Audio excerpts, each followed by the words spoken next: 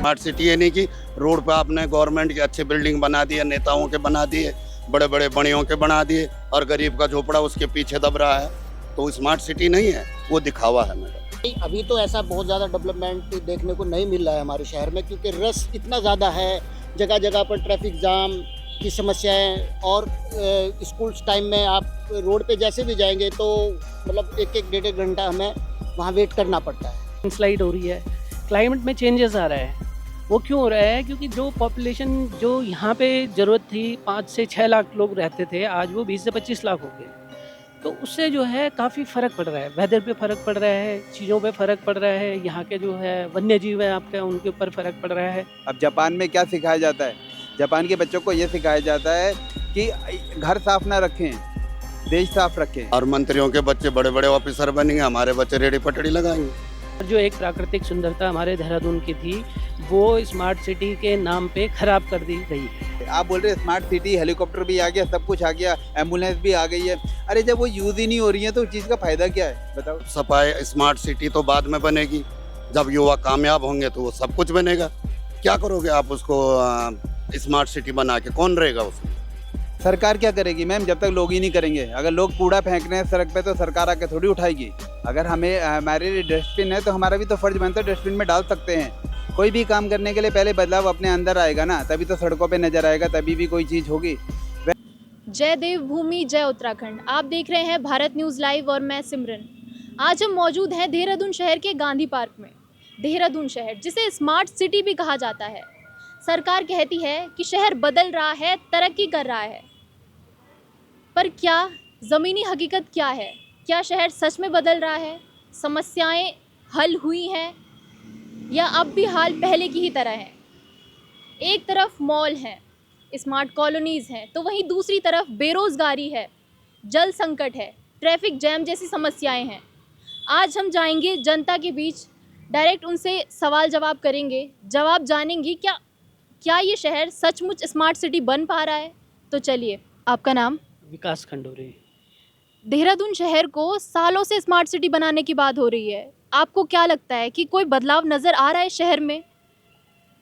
देखिए मैम, शहर में उतना ख़ास बदलाव तो नहीं आ रहा है। जो जैसे बताया गया है, देहरादून पहले से ही काफ़ी प्राकृतिक रूप से बहुत सुंदर शहर है।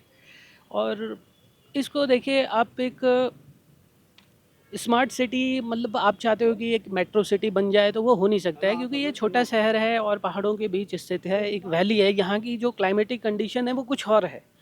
आप इसे प्लेन से इसे कंपेयर नहीं कर सकते हो आप दिल्ली बेंगलोर, क्योंकि वो प्लेन्स का इलाका है, ये पहाड़ी रीजन है। यहाँ पे आप कुछ चीज़ों को कर सकते हो, ठीक है, आपने सड़कें बना दी, ये कर दिया, वो कर दिया, पर लेकिन आप इसको स्मार्ट सिटी कहोगे कि हम इसको हाईटेक बना देंगे, वो चीज़ पॉसिबल नहीं है, क्योंकि यहाँ की क्लाइमेटिक कंडीशन है वो उस चीज़ को अलाउ नहीं करती है। अब आप आज आपने जो है फ्लाईओवर्स बना दिए हैं या बड़ा इंफ्रास्ट्रक्चर खड़ा कर दिया है, पर लेकिन आप उसका दूसरा रीज़न देखिए कि लैंडस्लाइड हो रही है, क्लाइमेट में चेंजेस आ रहा है। वो क्यों हो रहा है? क्योंकि जो पॉपुलेशन जो यहाँ पे ज़रूरत थी 5 से 6 लाख लोग रहते थे, आज वो 20 से 25 लाख हो गए।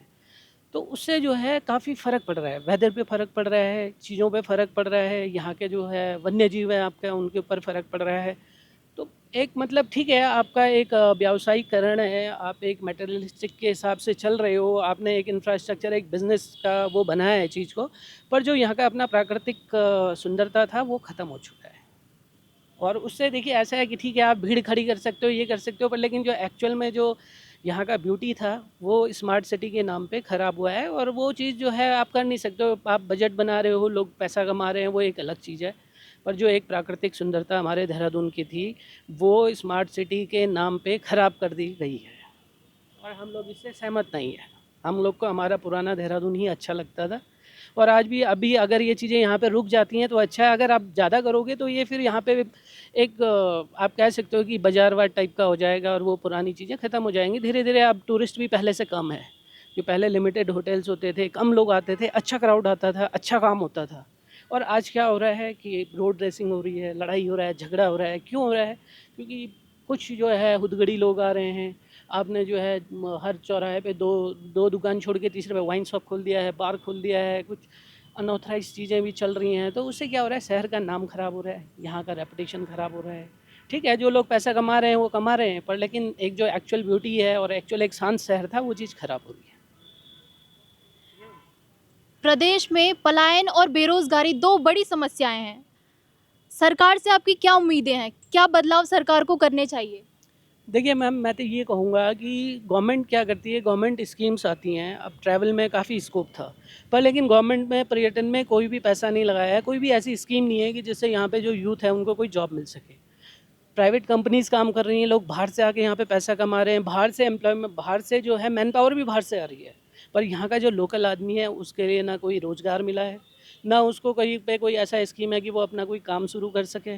तो गवर्नमेंट का ऐसा रोज़गार के नाम पे ऐसा कुछ नहीं है। हाँ ठीक है, आपके पास अपना पैसा है, आप अपना काम कर रहे हो, वो एक अलग बात है, या आप किसी के साथ जुड़ के कर रहे हो, पर लेकिन रोज़गार का जो स्थिति पहले था, आज भी यहाँ का जो यूथ है, जो पढ़ा लिखा यूथ है, वो जॉब के लिए बाहर ही जा रहा है, या तो वो विदेश जा रहे हैं या फिर दिल्ली या मेट्रो सिटीज़ में जा रहे हैं। यहाँ पे उन लोगों के लिए इतना कोई रोज़गार का अच्छा चीज़ जो है हुआ नहीं है पिछले 10 सालों में। तो उसी वजह से पलायन जो है, भाई रोज़गार, जब यूथ को रोज़गार नहीं मिलेगा तो वो लोग ऑब्वियस है वो पलायन तो करेंगे यहाँ से। पर अब सरकार का मानना ये है, सरकार चाहती है जो घोस्ट विलेजेस हैं, जो पुराने गांव हमारे हैं, उनको लग्जरी विलेजेस बनाया जाए। मैम अब वो गांव खाली हो चुके हैं, तो अब उनको लग्जरियस बनाने का तो सवाल ही नहीं बनता है, क्योंकि आधे से ज़्यादा तो गांव खाली हो चुके हैं। वो लोग शहरों में आ चुके हैं, कुछ देहरादून आ गए हैं, कुछ दिल्ली चले गए हैं, कुछ मुंबई चले गए हैं, तो गांव में उतनी ज़्यादा पॉपुलेशन है नहीं। और जो हैं भी गांव में रिटायर लोग हैं, बुजुर्ग लोग हैं, उनको जो है बेसिक चीज़ें, जैसे कि आप समझते हो कि एक मेडिकल का वो फैसिलिटी है, वो नहीं है। कई जगह सड़कें सही नहीं है। अब बरसात में लैंडस्लाइड होता है, रास्ता ख़राब है, आना जाने का 5-6 बजे के बाद लोगों को कोई व्हीकल नहीं है, कन्वेंस नहीं है, तो वो जो बेसिक चीज़ें हैं वो पूरी नहीं हो पा रही हैं, तो फिर लग्जरियस बनाना तो एक बड़ी बात है। भाई जब देहरादून को हम स्मार्ट सिटी नहीं बना पाए, तो जो दूर गांव बसे हुए हैं उनको लग्जरी विलेज बनाना बहुत कठिन है। अब वो ठीक है, गवर्नमेंट अपना प्रयास कर रही है, पर लेकिन वो चीज़ एक तरफ से इम्पॉसिबल है। हम देखिए, अब आप आज के देखिए, एक चीज़ है कि अब जैसा ग्लोबलाइजेशन हुआ है, एक 4G 5G आया है, तो वो ऑब्वियस सी बात है, टेक्नोलॉजी तो है, गांव के बच्चा वो यूज़ कर रहे हैं। अब आप उसको लेके आप कहोगे कि स्मार्ट सिटी है, ठीक है, यहाँ पे आपका होंडाई का, टोयोटा का शोरूम खुला हुआ है, पर लेकिन जो यहाँ का लोकल लोग है उसके लिए उससे कोई बेनिफिट नहीं है। आप उसको एक इंफ्रास्ट्रक्चर खड़ा करके ये नहीं कह सकते हो कि ये एक स्मार्ट सिटी है। जब तक बेसिक चीज़ है वो आप कंप्लीट नहीं करोगे, रोज़गार है, एजुकेशन है, मेडिकल है, जब तक वो बुनियादी चीज़ें हैं वो पूरी नहीं होंगी, तो इन चीज़ों को दिखा के हम ये तो बाहर से एक दिखाना हो गया कि भाई ये स्मार्ट सिटी है। हाँ, अगर आप उन चीज़ों को देखते हो कि बाहर के लिए आदमी के लिए वो फैसिलिटी है, या जो बड़े उद्योगपति हैं, इंडस्ट्रियलिस्ट हैं, जो पैसा कमाना जानते हैं, उनके लिए तो स्मार्ट सिटी है, उनके लिए तो यहाँ बहुत अच्छा है, पर लेकिन जो यहाँ का लोकल आदमी है, जो एक middle class, lower middle class आदमी है, उसके लिए मतलब आप ये उसके हिसाब से ये स्मार्ट सिटी नहीं है उसके लिए। तो क्योंकि उसका एक बेसिक जो नीड है वो ही पूरा नहीं हुआ है। इतना साल जो है स्टेट, ये राजधानी बनने के बाद, राज्य बनने के बाद भी वो चीज़ आज तक पूरी हो नहीं पाई है। सर आपका नाम? संजीव, कहाँ के रहने वाले सर आप? देहरादून। सर देहरादून शहर को कई सालों से स्मार्ट सिटी बनाने की बात हो रही है। आपको क्या लगता है, क्या शहर सचमुच स्मार्ट सिटी बन रहा है?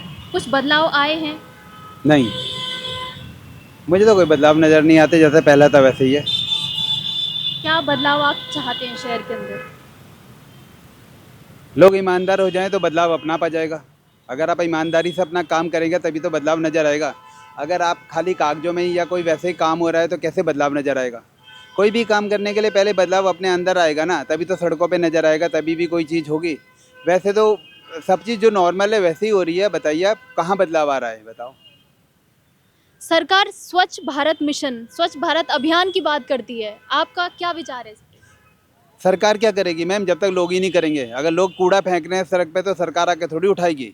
अगर हमारे लिए डस्टबिन है तो हमारा भी तो फर्ज बनता है डस्टबिन में डाल सकते हैं। हम इतने निकम्मे थोड़ी हो गए। पर वही वाला कल्चर, हमारा वही कल्चर चल रहा है, पढ़ रहे लिख रहे, पर हम अनएजुकेटेड हैं, इलिटरेट हैं, हम लोग नहीं कर पा रहे। हमारा दिन वो करता है, हम पता नहीं क्या करते हैं, हम सिर्फ बुक्स ही नॉलेज ले रहे। जो बेसिक नॉलेज है वो भी स्कूलों में पढ़ानी बहुत ज़रूरी है, कि कम से कम लोगों को ये तो पता चल जाए कि यार कूड़ा कहाँ फेंकना है, कि तुम्हारा देश है अपना। अब जापान में क्या सिखाया जाता है? जापान के बच्चों को ये सिखाया जाता है कि घर साफ़ ना रखें, देश साफ़ रखें। वहाँ पे कभी भी कोई कूड़ा बाहर सड़क पे फेंकता ही नहीं, क्योंकि वो उसको छात्र जो सड़क होती है उसे अपना देश मानते हैं, अपना घर मानते हैं। जब तक आप अपना खाली अपने घर को ही मानोगे तो कूड़ा कहाँ ले जाओगे, बाहर फेंकोगे ले जाके। अगर आप वो जापान में सिखाया जाता है कि पूरे देश को अपना मानो, जब वो देश को अपना मान रहे तो कूड़ा कूड़ेदान में ही फेंकेंगे ना। आप बताइए, तो आपका मानना है कि कूड़ा उठाने की व्यवस्था यहाँ पर प्रॉपर नहीं है? किसी भी चीज़ की व्यवस्था प्रॉपर नहीं है मैम। कूड़े की बात छोड़ दीजिए, अब किस चीज़ की प्रॉपर नज़र आ रही है आपकी बताइए। तारें कटी बाद में थी, केबल वालों ने उससे पहले अपनी तारें फिर जोड़ दी, सरकार ले गई। मेरे हिसाब से ट्रकों के हिसाब से ले गई थी तारें निकालने के बाद। आजकल डेट में वही हाल हो गया है ना। आप देखिए, अगर कहीं पे कोई चीज़ हो रही है तो आपको नज़र आना चाहिए ना। आपकी ड्यूटी है यार, 1 महीने बाद 2 महीने बाद आप जाके चेक कर लो ना, आप आराम से। पर आप अपना काम ईमानदारी से तो करो। आप जाके, अगर आपको कोई ठेका दिया गया है कि यार यहाँ पे घास हो रही है, कुछ भी हो रही है, या मच्छर हो रहे हैं, तो आपकी जिम्मेदारी है ना प्रॉपर तरीके से सब कराओ। जहाँ पब्लिक प्लेस है, जहाँ पार्क है, वहाँ पे आप जाके देखिए ना। आपका फ़र्ज़ बनता है कि आप जाके चेक करें। ऐसा नहीं है कि आप लोगों छोड़ देंगे, मतलब उसके लिए आपको एक रिस्पॉन्सिबिलिटी है कि पब्लिक ने आपको बनाया गया है कि आप हमारी प्रॉब्लम्स को सॉल्व करोगे। जब आप ही नहीं करोगे तो फिर कौन करेगा बताइए। सर, आप इस पर कुछ कहना चाहेंगे? इन 5 सालों में कोई पॉजिटिव बदलाव आपको लगा है देहरादून शहर के अंदर, या कुछ ऐसी चीज़ें जो आप चाहते हैं कि शहर में बदलें? बदलाव तो कुछ खास नहीं है। बदलने से सबसे पहले बदलने की जो बात है वो है युवाओं के लिए रोज़गार, कि रोज़गार नहीं है। कोई कह रहा रेड़ी पटड़ी लगाओ, गवर्नमेंट पैसा देगी। तो क्या हमारे बच्चे डबल MA करके रेड़ी पटड़ी के लायक रह गए हैं? या हमारे बच्चों को नौकरी चाहिए? और मंत्रियों के बच्चे बड़े बड़े ऑफिसर बनेंगे, हमारे बच्चे रेड़ी पटड़ी लगाएंगे। सरकार को ये चीज़ देखनी चाहिए कि गरीब आदमी कर्जा निकाल के, अपनी मेहनत करके, मजदूरी करके अपने बच्चों को पढ़ा रहा है, अपना पेट को मार रहा है, पढ़ा रहा है, और यहाँ पे बोल रहे हैं कि रेड़ी पटड़ी लगाओ। क्या हमारे बच्चे इसीलिए पढ़ रहे हैं? तो गवर्नमेंट ये क्यों नहीं सोचती? साफ़ सफाई, स्मार्ट सिटी तो बाद में बनेगी। जब युवा कामयाब होंगे तो वो सब कुछ बनेगा। क्या करोगे आप उसको स्मार्ट सिटी बना के? कौन रहेगा उसमें?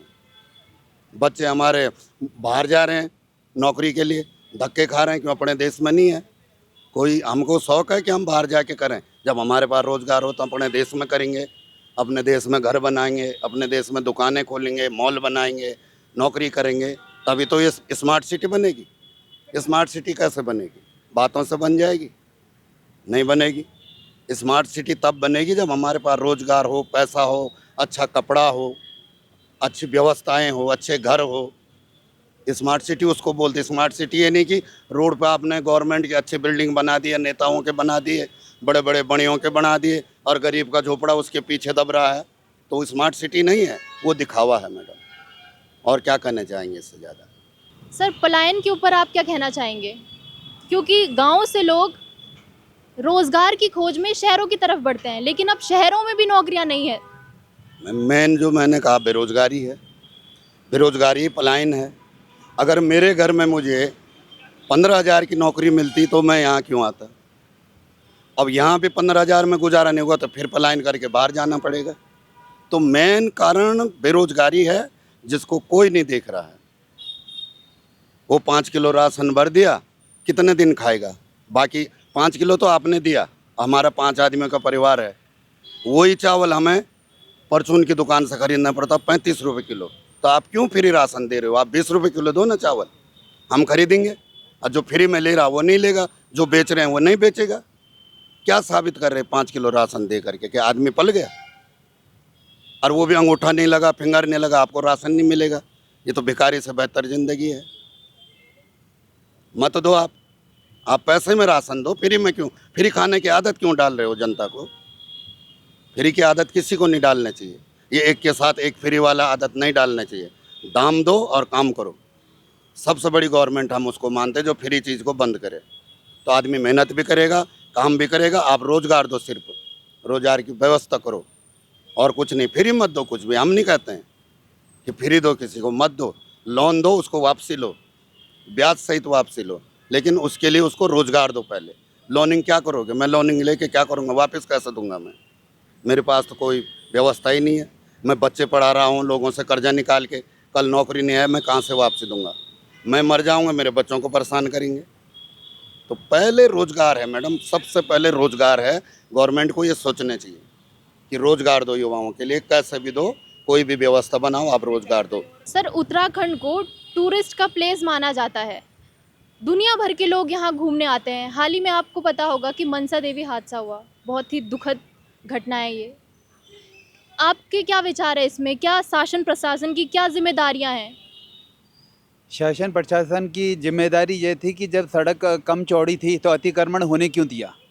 तुम अपने छोटे से फ़ायदे के लिए कि तुमने अपना क्या किया, तुमने उस सड़क को ही वो बिल्कुल कम कर दिया जहाँ पे, और जब तुम्हें पता था तो फिर तुम्हारी पुलिस क्यों नहीं थी वहाँ पर।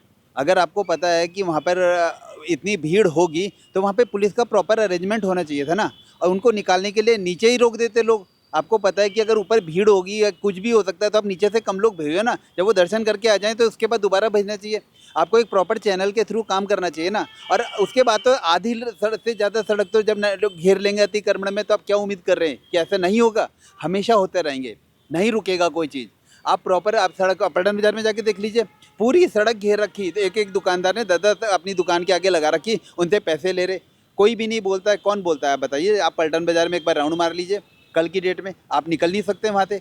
वहाँ इतनी ऐसा नहीं है कि सड़क बहुत चौड़ी है, पर वो दुकानदार क्या करते हैं, वो आधी से ज़्यादा सड़क इधर वाले घेर लेते हैं, आधी से ज़्यादा सामने वाले घेर लेते हैं, तो जगह ही नहीं बचते निकलने के लिए। वहाँ पर भी तो यही हुआ।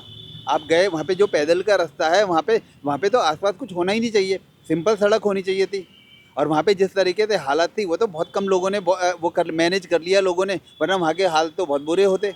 पर वही वाली बात है ना कि जो ड्यूटी वाले हैं वो सब गायब, जिनको काम करना चाहिए था वो गायब। अरे नज़र आ रहा भाई कि रास्ता कैसा है, आप नीचे क्यों नहीं रोक रहे भीड़ को? आप उतने लोग भेजिए जितने प्रॉपर तरीके से दर्शन करके आ जाएं, वापस दोबारा भेज दीजिए, टोकन सिस्टम कर दीजिए।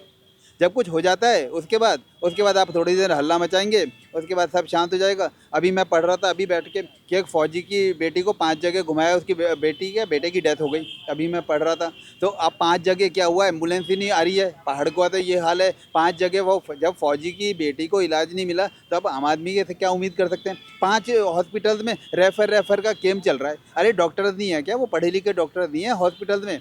वो डेथ हो गई। उससे पहले वो माँ बेटी की डेथ हुई थी, वो जहरीला उन्होंने कुछ खा लिया था। और एयरलिफ्ट की वैसे बोलते हैं कि हमने हेलीकॉप्टर रखा हुआ। अरे भाई हेलीकॉप्टर किसके लिए है?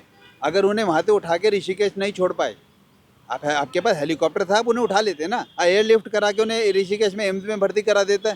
क्यों नहीं हुए? मरे हैं ना वो माँ बेटी मरे हैं, वो जहरीली मशरूम खाने थे। तो किसके लिए हो रखा है ये? आप बोल रहे हैं स्मार्ट सिटी, हेलीकॉप्टर भी आ गया, सब कुछ आ गया, एम्बुलेंस भी आ गई है। अरे जब वो यूज़ ही नहीं हो रही है तो उस चीज़ का फ़ायदा क्या है बताओ? आप बताइए, फ़ायदा नहीं हो रहा ना पब्लिक को। जब फ़ायदा नहीं मिल रहा, चाहे आप कुछ भी करोड़ों रुपए का चाहे अरबों रुपए का सामान खरीद लो, उससे क्या होता है? सर आपका नाम? और दिनेश पवार। दिनेश जी, देहरादून शहर को स्मार्ट सिटी बनाने की बात सालों से चलती आ रही जी है। मैम। आपका क्या विचार है इस पे? क्या कहना है? क्या शहर सचमुच बदल रहा है? कुछ बदलाव दिखे हैं ज़मीन पर? स्टिल कोई ऐसा बदलाव है नहीं, कोई ऐसा चेंज आया नहीं है।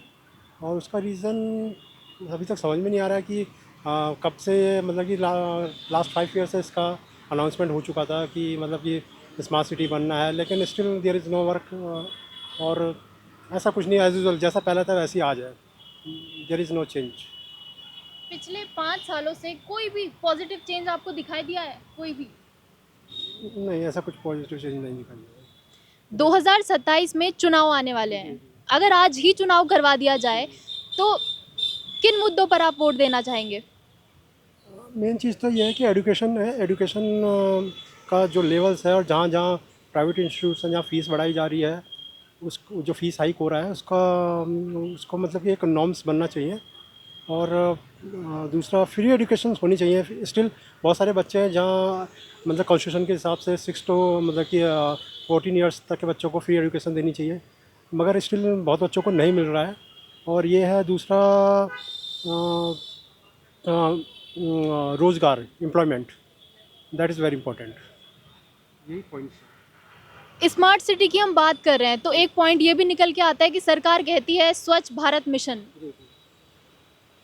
स्वच्छ भारत मिशन के ऊपर आपका क्या कहना है? क्या सच में कुछ चेंज दिख रहा है साफ सफाई का?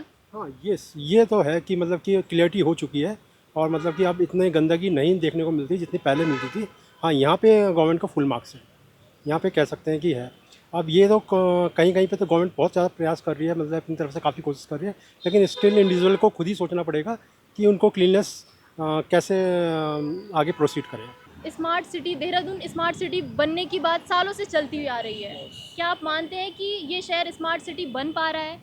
नहीं, अभी तो ऐसा बहुत ज़्यादा डेवलपमेंट देखने को नहीं मिल रहा है हमारे शहर में, क्योंकि रश इतना ज़्यादा है, जगह जगह पर ट्रैफिक जाम की समस्याएं। और स्कूल्स टाइम में आप रोड पे जैसे भी जाएंगे तो मतलब 1-1 डेढ़-डेढ़ घंटा हमें वहाँ वेट करना पड़ता है। तो इसके लिए सरकार को एक वो कोई मतलब स्मार्ट सिटी को पहचानने के लिए डेवलपमेंट करने की ज़रूरत है। एक तरफ सरकार कहती है स्वच्छ भारत अभियान, आपका इसमें क्या कहना है? क्या स्वच्छ भारत अभियान ज़मीन पर उतर पा रहा है? ऑफ कोर्स ये तो खैर लग ही रहा है काफ़ी हद तक। हमारी जो उत्तराखंड गवर्नमेंट है वो इस चीज़ में काफ़ी एक्टिव है और हमारे उत्तराखंड को काफ़ी आगे ले जाने की कोशिश में है। तो ये थी देहरादून शहर के लोगों की सीधी और सच्ची बातें। सवाल कई हैं, जवाब भी चाहिए, लेकिन जवाब के साथ साथ हमें बदलाव भी चाहिए। क्या बदलाव सिर्फ कागज़ों पर ही रहेगा या ज़मीन पर भी उतरेगा? अब फैसला जनता के हाथ में है। आप देखते रहिए भारत न्यूज़ लाइव और मैं सिमरन, कैमरा पर्सन शिववर्धन के साथ। भारत न्यूज़ लाइव से जुड़ने के लिए इसे लाइक, सब्सक्राइब और बेल आइकन दबाएं।